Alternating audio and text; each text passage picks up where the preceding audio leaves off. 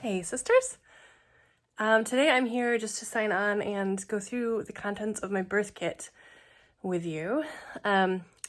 This time my birth kit is a little different than it has been in the past, partly because I am planning an unassisted birth this time, which calls for the addition of certain things that I might not normally have to get if I had a midwife. And maybe in other ways it feels more minimalistic, however.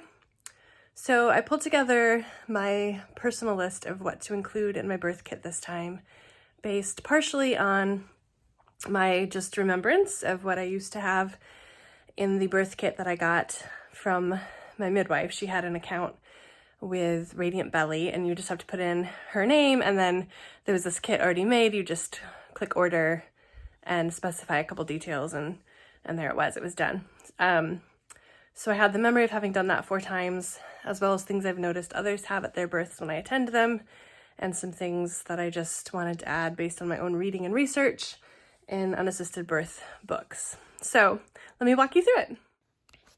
Okay, so first there's the boring things like linens, right? I've got a couple towels. I think I need to get a couple of more. I got these at a thrift store. They're in good shape. Towels that if they get ruined, I'm not gonna care. I have actually a couple more of these that I need to bring over to keep with the others, but this is a reusable, it's actually an incontinence pad that I bought for my children in case they wet the bed, but I'm gonna have them around for the birth. This is a set of sheets that again I got at a thrift store. They felt soft. They're white, which I just like white linens, and I know they're gonna get bloody, but they were $4, right? So if they are ruined, I'm not gonna cry about it. We have, of course, a glass bowl for catching the placenta. And kind of related to that, this time we are going to wait to cut the cord until after the baby has emerged. And then we're going to do a cord burning ceremony. So this is the candles. I need to cut those still. Beeswax candles, because instead of releasing toxins into the air like some other sorts of candles do, they actually purify the air.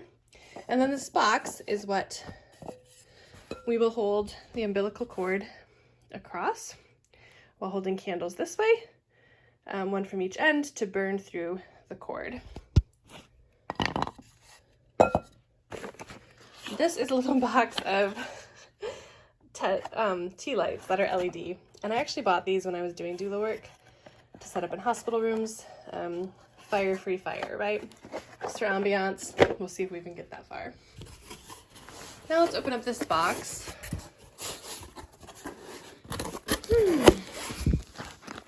This box contains some, again, washcloths that can be trashed or bleached.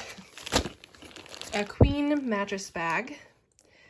As I think I've mentioned, I have some hope of giving birth outdoors, in which case this may prove to be utterly unnecessary, but in case I change my mind, I do want to protect my bed. We have a package of Chucks pads. They're reusable, or disposable, I mean. Blue pads that you can just put under yourself to catch bodily fluids of all sorts. I might end up getting some more of these from a friend who said she had some to spare, but I have 10 right now. I don't know, not decided. I just threw this in. I have it from when I took neonatal resuscitation training a few years ago, and it just kind of walks you through the process of doing a resuscitation, which I honestly wouldn't follow this exactly to a T, partly because I don't have the same equipment that this will make note of, but I thought if I needed it to jog memory, I honestly don't think I'll use it, but there it is. Foot printer. This is one of those little kits. It does a clean footprint. It's not necessary, obviously, but I do really like having footprints of my babies. I got gloves in a couple sizes. Again, not something we're necessarily planning to use in an unassisted birth scenario, but I do have a friend coming over to help me process my placenta, and I wanted to offer her the option of wearing these. And my husband, if it makes him feel better, I got him a large pair of gloves too, and I'll leave it up to him if he feels he wants those on. Oh, I got this sample from Thrive Market. There are a couple newborn diapers I just thought were a good size to keep in here. 2 Perry bottles. These are a woman's best friend after birth, are they not? I will be filling these up with a sitz bath tea mixture and then keeping 1 by each toilet so that after using the bathroom, instead of wiping, I can squirt myself with those cleansing. I have an umbilical cord clamp, which I don't need to use, assuming that the cord burning goes as planned, but just in case for some reason that doesn't work, I thought it'd be good to have on hand. It looks like this. I've never used this kind. I've always used the Umbi rings, but those, I guess there's been a manufacturing problem and they're not available right now. Here we have a disposable measuring tape for just measuring baby's head and chest, circumferences and length. Lighter stick for the cord burning candles. These are gauzes. Again, you can just put it under the cord when you cut it to catch blood spillage and whatnot or wipe things up. I may not use this.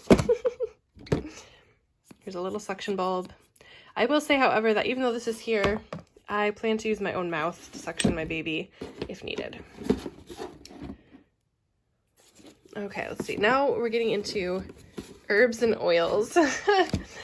Herbs and oils feel like a whole nother category to me.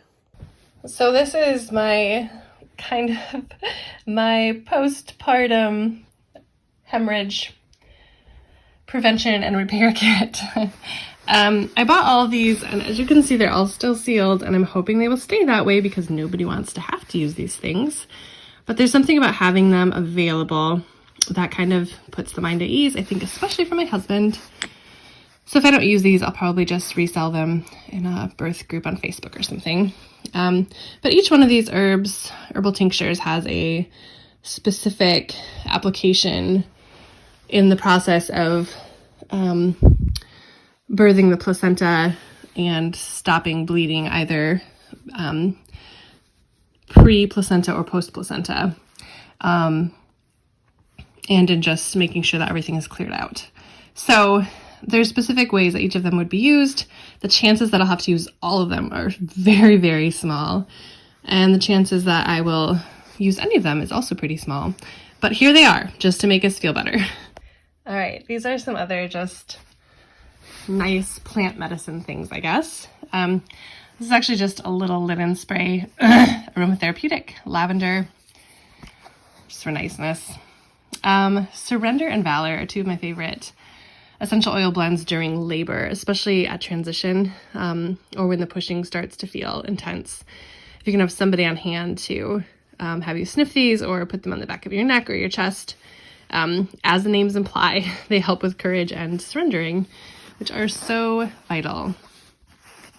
Gentle Baby. I love this oil so much. This is one that I may use on the baby shortly after birth, and or may diffuse during the postpartum time, both immediately and in the days to follow. This roller bottle contains my labor blend. So let's see if I can go from memory here to tell you all of what's in here. I will also put it in the notes under, but the labor blend is things like peppermint and lavender. There's Clary Sage and